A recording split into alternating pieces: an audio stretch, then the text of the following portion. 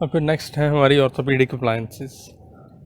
तो ये वो अप्लायंसेस है बेसिकली जिनसे आप फोर्स लगाते हैं अपने जॉज़ के ऊपर, मैक्सिला या मैंडिबल के ऊपर, और उनकी ग्रोथ को या तो आप अनफेवरेबल ग्रोथ को रोक रहे होते हैं, या फिर किसी जगह की अगर वो फॉर एग्जांपल मैंडिबल है या मैक्सिला है उसकी अगर ग्रोथ शॉर्ट है तो आप उसको, यानी अगर उसको आप स्टिमुलेट करना चाहें तो वो भी यूज़ की जा सकती है। तो बेसिकली डिफरेंस इसमें और जो ऑर्थोडोंटिक मूवमेंट है उसकी फोर्स में ये है कि हमें पता है कि लाइट फोर्स लगाएं तो क्या रिएक्शन आता है सारा, और हैवी फोर्स लगाएं तो क्या रिएक्शन आता है।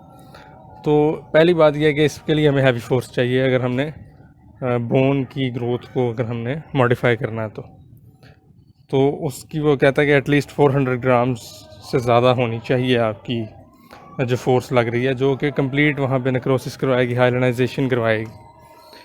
और सेकेंडली वो कहता है ड्यूरेशन ऑफ द फोर्स जो है वो बड़ी इंपॉर्टेंट है। तो ड्यूरेशन जो है वो इंटरमिटेंट होनी चाहिए, 12 to 14 आवर्स आ डे। अब उसकी सिग्निफिकेंस ये है कि हमें पता है कि अगर कंटिन्यूस हैवी फोर्स लगती रहेगी तो अंडरमाइनिंग रिजॉर्प्शन स्टार्ट हो जाएगी, और 2 वीक्स के अंदर आपकी टूथ मूवमेंट वहाँ पे स्टार्ट हो जाएगी।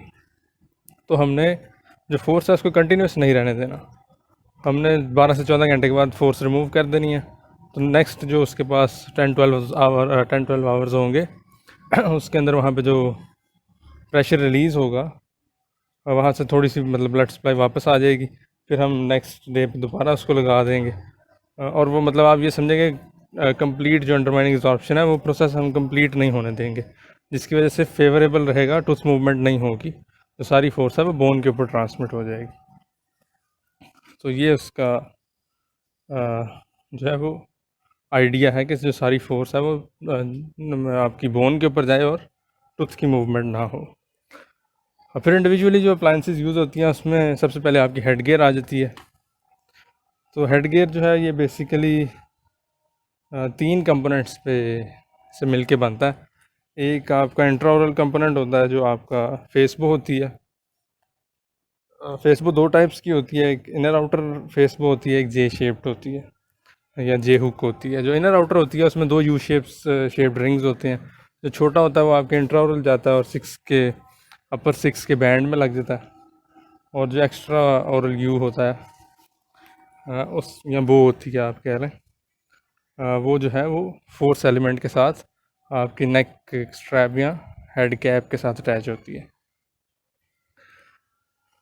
तो जो दूसरा एलिमेंट आ जाता है वो फोर्स एलिमेंट है, बल्कि उससे पहले आप हेड कैप या सर्वाइकल स्ट्रैप को समझ लें। तो डिपेंडिंग अपॉन कि एंकरेज कहाँ से लेनी है आपने, कि नेक से ले रहे हैं तो वहाँ पे एक स्ट्रैप आएगा, उसको सर्वाइकल स्ट्रैप कहते हैं। अगर ऑक्सीपिटल रीजन से ले रहे हैं या पैराइटल रीजन से ले रहे हैं तो वो हेड कैप होगी। तो ये बेसिकली कैप या स्ट्रैप वो पहन लेगा जहाँ से उसने एंकरेज लेनी है। अब इस कैप को और जो आपका आउटर फेस को की जो आउटर रिंग था, इन दोनों को मिलाने के लिए जो चीज़ यूज़ होती है वो आपका फोर्स एलिमेंट है। और ये बेसिकली स्प्रिंग या कोई आपका इलास्टिक्स टाइप की कोई चीज़ होती है जो स्ट्रेचेबल होती है बेसिकली। तो उसकी लेंथ के अकॉर्डिंगली आप अपनी फोर्स सेट कर सकते हैं। जितनी उसकी शॉर्ट लेंथ होगी उतनी वो ज़ोर लगाएगी, मतलब उन दोनों पार्ट्स को मिलाने में उतना उसका ज़ोर लगेगा और उतनी ज़्यादा फोर्स होगी। तो ये बेसिकली इसके पीछे तीनों जो कंपोनेंट्स हैं उसका वो टोटल आइडिया है। फिर ये है कि आपकी फोर्स जहाँ से लगेगी तो उसका इफ़ेक्ट क्या आएगा, तो उसके लिए हमें पता होना चाहिए सेंटर ऑफ रेजिस्टेंस क्या होता है।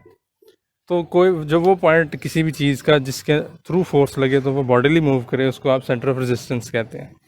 जिस तरह आप टूथ मूवमेंट आप पढ़ते हैं तो जो एम्बेडेड रूट होती है उसके half the almost half portion पे आपकी सेंटर ऑफ रेजिस्टेंस होती है, जहाँ से फोर्स गुजारे हैं अगर हाइपोथेटिकली तो बॉडीली मूवमेंट होती है। इसी तरह आपकी ओवरऑल डेंटेशन का भी एक सेंटर ऑफ रेजिस्टेंस होता है और मैक्सिला का भी एक सेंटर ऑफ रेजिस्टेंस है। और जो ओवरऑल डेंटेशन है उसका जो आपका सेंटर ऑफ रेजिस्टेंस है वो है प्रीमोलर्स की रूट्स के दरमियान में। और जो मैक्सिला का सेंटर ऑफ रेजिस्टेंस है वो पोस्टरोस्पीरियर एस्पेक्ट ऑफ जाइगोमेट्रिक और मैक्सिलरी सूचर के ऊपर प्रेजेंट होता है। तो इसको सिर्फ इमेजिन कर लें, और बाकी इस डायग्राम से हमें समझ आ जाएगा कि वो क्या बताना चाह रहा है।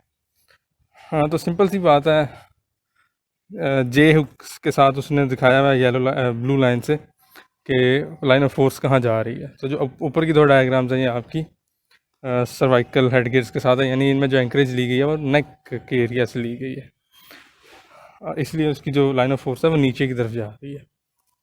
अब हमने ये देखना है कि अगर तो हमारी लाइन ऑफ फोर्स मैक्सिला के सेंटर ऑफ रेजिस्टेंस में से पास करेगी तो मैक्सिला बॉडीली मूव करेगा फोर्स की डायरेक्शन में, डिस्टली एंड सुपीरियरली या इन्फीरियरली, जिस भी डायरेक्शन में फोर्स लग रही है। अगर इसी पिक्चर में अगर आप इमेजिन कर लें कि लाइन ऑफ फोर्स, अब जो ए पिक्चर है उसके अंदर लाइन ऑफ फोर्स जो है वो दोनों के सेंटर ऑफ रेजिस्टेंस से, डेंटिशन के भी और मैक्सिला के भी सेंटर ऑफ रेजिस्टेंस के नीचे से पास कर रही है। तो ओवरऑल रोटेशन होगी जिसमें जो मैक्सिला है ये क्लॉकवाइज रोटेट करेगा और डेंटिशन भी क्लॉकवाइज रोटेट करेगी। और डेंटिशन के क्लॉकवाइज रोटेट करने का मतलब ये है कि जो सारे क्राउन्स हैं वो डिस्टली टिप कर जाएंगे, रूट्स जो हैं वो मीजिली टिल्ट कर जाएंगे। ये इसका बेसिकली आइडिया बनेगा। इसी तरह फिर आपकी जो सेकंड एग्जांपल है उसमें उसने जो आउटर बो है फेस बो की उसको ऊपर रखा हुआ है, उसकी शेप इस तरह बनाई हुई है कि वो डेंटिशन के जो आपकी सेंटर ऑफ रेजिस्टेंस है उससे सुपीरियर है, लेकिन ओवरऑल जो मैक्सिला का सेंटर ऑफ रेजिस्टेंस है उससे इन्फीरियर है। तो इससे ये होगा कि जो डेंटिशन है वो आपकी काउंटर क्लॉकवाइज रोटेट करेगी, यानी आपके जो क्राउन्स हैं सारे वो बकली टिल्ट करेंगे या आप कह लें मीजिली टिल्ट करेंगे, और जो रूट्स हैं वो डिस्टली टिल्ट करेंगे, और जो मैक्सिला है उसकी रोटेशन जो है वो सेम होगी, यानी क्लॉकवाइज होगी। इसी तरह फिर आपका जो नीचे वाली डायग्राम है उसमें वो दिखा रहा है ऑक्सीपिटल हेड गियर्स जो हैं, इसलिए उसकी लाइन ऑफ फोर्स जो है वो ऊपर की तरफ जा रही है, यानी वहाँ से एंकरेज ली हुई है। तो इसमें भी यही है कि डिपेंडिंग अपॉन कि कहाँ से आपकी लाइन ऑफ फोर्स गुजर रही है तो उस हिसाब से आपकी रोटेशन होगी, डेंटिशन की भी और मैक्सिला की भी। अब आप देख सकते हैं कि जे जो आउटर हुक है उसने जो फेसबुक की वो एडजस्ट की हुई है डेंटिशन की रोटेशन के हिसाब से। अब इसी को अगर आप एग्जांपल ले लें कि आपने पैराइटल दी हुई है एंकरेज, तो फोर्स जो लाइन ऑफ फोर्स है वो बिल्कुल सीधी ऊपर चली जाएगी, यानी मैक्सिला के जो सेंटर ऑफ रेजिस्टेंस है उसके भी सुपीरियर होगी। तो उस केस में मैक्सिला भी आपका जो है वो एंटी क्लॉकवाइज रोटेट करेगा। तो ये इसका थोड़ा सा आइडिया था कि आपको पता होना चाहिए कि आपकी लाइन ऑफ फोर्स कहाँ से गुजर रही है और उसका ओवरऑल इफेक्ट क्या आएगा डेंटिशन पे भी और आपके जो है मैक्सिला के ऊपर। फिर आ जाते हैं आपके टाइप्स ऑफ हेड गियर्स। तो डिपेंडिंग ऑन कि आप एंकरेज कहाँ से ले रहे हैं, हेड गियर्स की डिफरेंट टाइप्स हैं। तो सबसे पहले उसने बताया सर्वाइकल हेड गियर। तो सर्वाइकल हेड गियर वो है जिसके लिए आपने नेक स्ट्रैप यूज़ किया हुआ है, यानी एंकरेज आप नेक से ले रहे हैं और नेक स्ट्रैप के साथ फोर्स एलिमेंट लग के आपका फेसबुक के साथ ज्वाइन हुआ हुआ। तो इसमें जो फोर्स लगनी है आपके मैक्सिला के ऊपर और दांतों के ऊपर, वो जो आपकी डिस्टल फोर्स है वो तो लगनी ही लगनी है, क्योंकि बेसिकली एंकरेज पीछे से और पीछे की तरफ जोर लग रहा है। लेकिन क्योंकि ये पॉइंट उसके इन्फीरियर है तो थोड़ी सी इस पर डाउनवर्ड फोर्स भी लगेगी आपके मैक्सिला के ऊपर। तो उसकी वजह से ये होता है कि आपके जो फॉर एग्जांपल 6 के ऊपर आपने बैंड करके वो फेस बॉल लगाई हुई है तो उससे थोड़ी सी एक्सट्रूजन हो जाती है उसकी। तो पोस्टीरियर टीथ जब एक्सट्रूड होंगे मैक्सिला के तो वो ऑब्वियसली उसके रिएक्शन में मैंडिबल की रोटेशन होती है जो डाउनवर्ड एंड फॉरवर्ड होती है, डाउनवर्ड एंड बैकवर्ड होती है।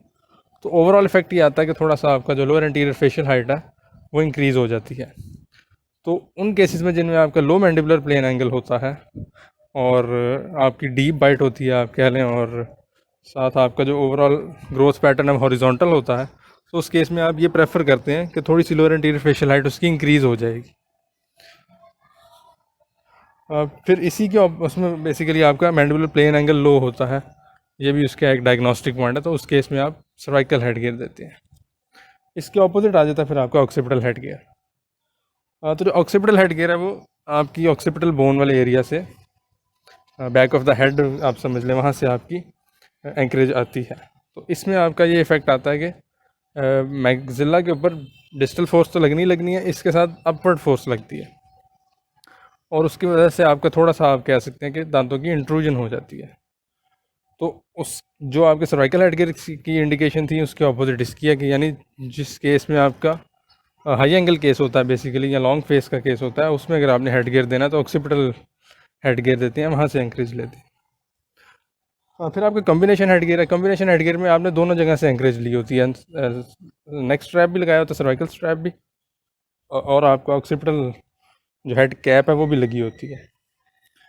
तो दोनों के फोर्स एलिमेंट के पे डिपेंड करते हो आप, या तो इक्वल अमाउंट ऑफ एंकरेज ले सकते हैं या किसी एक पॉइंट से ज़्यादा एंकरेज ले सकते हैं। और फिर आपका वर्टिकल पुल हेड गियर है, ये आपका पैराइटल रीजन से लेता है जो आपकी एंकरेज है। तो इस केस में भी आपके जो मैक्सिला है उस पर इंट्रूसिव इफेक्टर ऊपर की तरफ फोर्स लगेगी, बेसिकली अपवर्ड वो मूव करेगा। और दूसरा बेसिकली मूव तो नहीं करेगा, अगर पैराइटल रीजन से ऑब्वियसली आप ले रहे हैं तो ऑब्वियसली रोटेट होगा वो काउंटर क्लॉकवाइज, अगर आप वो पीछे वाली इमेज दोबारा देख लें तो होगा ये बेसिकली कि जो आपका फॉर एग्जांपल जिस पेशेंट के अंदर वर्टिकल मैक्सिलरी एक्सेस है और गमी स्माइल है उसकी, उस केस में अगर आप ये यूज़ करेंगे तो क्योंकि काउंटर क्लॉकवाइज रोटेट कर रहा है मैक्सिला, तो एंटीरियर थोड़ी सी एक्सेस जो है वो कम हो जाएगी और उसकी वजह से उसकी जो ये वाले सिम्टम्स हैं ये थोड़े से इम्प्रूव हो जाएंगे। और फिर फाइनली आपका एसिमेट्रिकल हेड गियर है, वो ये है कि अगर राइट और लेफ़्ट साइड के पे आपको जो ट्रीटमेंट देना चाह रहे हैं उस पर उसके मैग्नीट्यूड में डिफरेंस है, यानी एक साइड पे आप थोड़ी ज़्यादा मूवमेंट करवाना चाह रहे हैं, एक साइड पे थोड़ी, तो आप डिफरेंट फोर्स एलिमेंट लगा के फोर्स का जो मैग्नीट्यूड है वो डिफरेंट रखेंगे दोनों साइड पे, ताकि जिस साइड पे ज़्यादा चाहिए आपको उस साइड पे ज़्यादा फोर्स लगे, जिस साइड पे कम फोर्स चाहिए उस साइड पे कम फोर्स लगे। तो फिर आ जाते हैं इसके यूजेस क्या होते हैं। तो ये बेसिकली सारी टाइप्स थी, और ऑब्वियसली ये जहन में रखने वाली बात है कि ये सारे उन्हीं पेशेंट्स में यूज़ होने हैं जिनमें ग्रोथ हो रही है अभी। तो सबसे पहले इसका ऑर्थोपेडिक इफेक्ट है, बेसिकली ये मैक्सिला की ग्रोथ को रोक रहा है। फिर ये है कि आप सिंपल ऑर्थोडोंटिक ट्रीटमेंट करते हुए इससे एंकरेज जो है वो ऑगमेंट कर सकते हैं, यानी ये फॉर एग्जाम्पल 6 के ऊपर आप लगा देते हैं तो ये 6 की मीजलाइजेशन नहीं होने देगा। इसी के साथ अगर आप इसको थोड़ा सा यूटिलाइज़ कर लें, आप चाहते हैं 6 डिजिटलाइज हो जाए, तो इसकी जो ड्यूरेशन ऑफ वियर है अगर उसको चेंज कर दें, 14 घंटे से ज़्यादा कर दें, तो वो अंडरमाइनिंग रिजॉर्प्शन का प्रोसेस जो है वो कंप्लीट हो जाएगा और आपके मोलर्स मूव करके डिस्टली मूव कर जाएंगे। हाँ, फिर मोलर रोटेशन में भी यूज़ हो सकता है और स्पेस मेंटेनेंस बेसिकली वो मीजिलाइज नहीं होने देगा, तो उसमें भी यूज़ हो सकता है।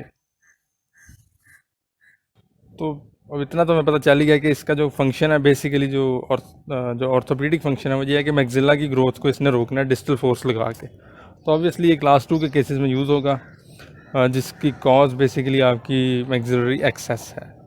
यानी अगर आप सेफ्लोमेट्रिकली देखेंगे तो एस एन ए जिस केस में ज़्यादा है उस केस में आप ग्रोथ मॉडिफिकेशन करवाएंगे ऑब्वियसली मैंडिबल की, अगर एस एन बी शॉर्ट है तो, और साथ एस एन ए को कंट्रोल करने के लिए कि मज़ीद वो इंक्रीज़ ना हो जाए तो आप हेड गियर देंगे उसके लिए। फिर सेकंड आ जाते हैं फेस मास्क।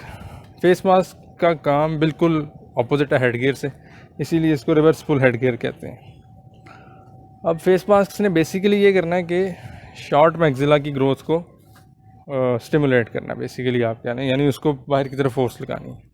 अब होता यह है कि आपकी चिन और आपके फोरहेड पे से मतलब इन दो पोर्शन से एंकरेज लेके आपके मैक्सिला को बाहर की तरफ खींचा जाता है, यानी इन दोनों फोरहेड पे और आपके चिन के ऊपर पोस्टीरियर फोर्स लग रही होती है और मैक्सिला के ऊपर एंटीरियर फोर्स यानी बाहर की तरफ फोर्स लग रही होती है। तो ऑब्वियसली ये जो क्लास 3 का पेशेंट हो जाएगा वो इसकी इंडिकेशन हो जाएगी जिसमें मैक्सिलरी डेफिशिएंसी है और मैंडिबल एक्सेस है, क्योंकि मैंडिबल पे अंदर की तरफ फोर्स लगेगी तो उसकी ग्रोथ भी रुकेगी और मैक्सिला की ग्रोथ जो है वो स्टिमुलेट भी हो जाएगी। तो फिर वो एंकरेज क्या बता देता है, बेसिकली दोनों से ही एंकरेज लें तो वो बेस्ट केस है, लेकिन इनिशियली जब स्टार्ट हुई थी फेस मास्क आने तो वो सिर्फ चिन से एंकरेज लेते थे। सिर्फ चिन से एंकरेज लेने का फ़ायदा ये है कि नुकसान ये है कि उस पर सारी फोर्स पड़ जानी है और ओवरऑल जो उसका कंडाइलर ग्रोथ का मैकेनिज्म होता है वो डिस्टर्ब हो जाता है, तो वो मतलब है कि आपकी मैंडिबल की ग्रोथ को डिस्टर्ब करता है। तो इसलिए बेहतर यह है कि आप फोरहेड से भी एंकरेज लें और फिर चिन से भी एंकरेज लें।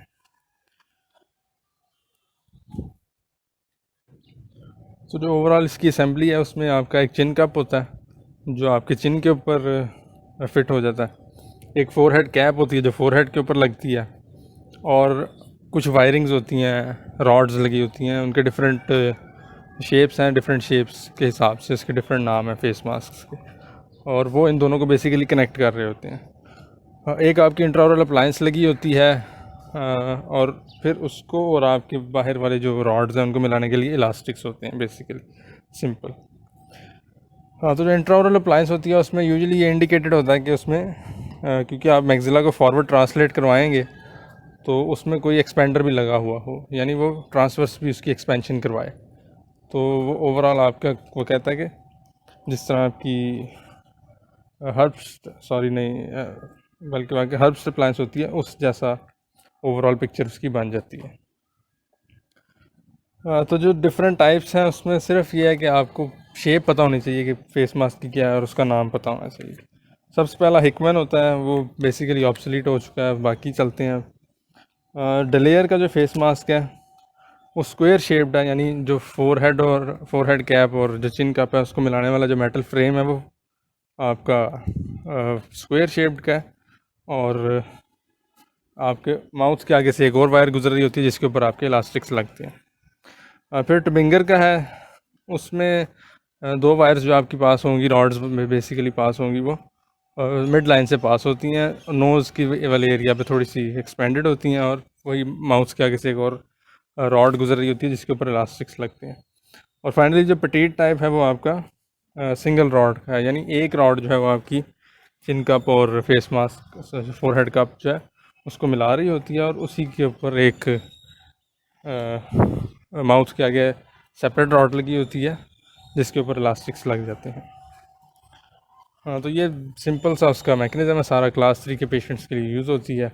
मैक्सिला की ग्रोथ को इंक्रीज़ करती है, मैंडिबल की ग्रोथ को स्टॉप करती है। फिर लास्टली आपका चिन कप आ जाता है। चिन कप का बेसिकली आइडिया सारा आपका है हेड गियर वाला, जो पीछे से एंकरेज ले रहे हैं, बस ये है कि वो इंट्राओरली नहीं लगा, वो आपके चिन के ऊपर लगा होता है आगे से।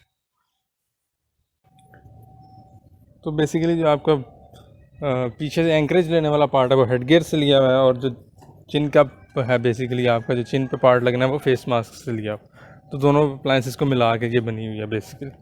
अब एंकरेज आप ऑब्वियसली ऑक्सीपिटल रीजन से भी ले सकते हैं, और आप जो है पैराइटल रीजन से भी ले सकते हैं। सर्वाइकल रीजन से इसमें एंकरेज नहीं लेनी होती, क्योंकि ऑब्वियसली आपने पीछे की तरफ नहीं खींचना, ऊपर की तरफ फोर्स लगानी है मैंडिबल के ऊपर, ताकि उसकी ग्रोथ जो है वो रुके। तो जो ऑक्सीपिटल आपका पुल हेड गियर है उसमें बेसिकली आपका क्लास 3 वाले पेशेंट्स आ जाते हैं, और उसकी इंडिकेशन ये है कि जो आप ऑब्वियसली आपका मैंडिबल बड़ा है तो क्रॉस क्वाइट होगी एंटीरियरली। तो अगर आपका पेशेंट मैंडिबल को पीछे ला के ईजीली एज टू एज बना देता है इंसाइजर्स को, तो उस केस में ये वाला जो है ऑक्सीपिटल पुल हेड गियर जो है वो इंडिकेटेड होगा। और जो दूसरा वर्टिकल पुल है, इसने पैराइटल रीजन से आपकी एंकरेज लेनी है, और इसमें जो इंडिकेशन होगी वो ये होगी कि आपकी लोअर फेशियल हाइट इंक्रीज्ड है, ज़्यादा है, और आपका जो मैंडिबुलर प्लेन एंगल है वो भी ज़्यादा है। और यूजुअली इन केसेस के अंदर वो कहता है कि एंटीरियर ओपन बाइट होती है, तो इन केसेस में आप वर्टिकल पुल का चिन कप यूज़ करेंगे। बाकी जो फोर्स लगनी है वो उसी तरह के 400 ग्राम्स एटलीस्ट होती है, जिसमें वो चिन कप में बताता है कि 150 to 300 grams on one side होगी, और उसके बाद इनिशियली ये होगी, बाद में इंक्रीज़ करके 450 to 700 ग्राम्स पर साइड हो जाएगी। पहनना आपने 12 to 14 आवर अ डे ही, या इससे ज़्यादा पहनेंगे तो फिर टूथ मूवमेंट स्टार्ट हो जाती है, वो अलग बात है कि इसमें नहीं होगी क्योंकि आप दांतों पे फोर्स नहीं लगा रहे। तो ये आपकी सारी ऑर्थोपीडिक अप्लायंसेस थी।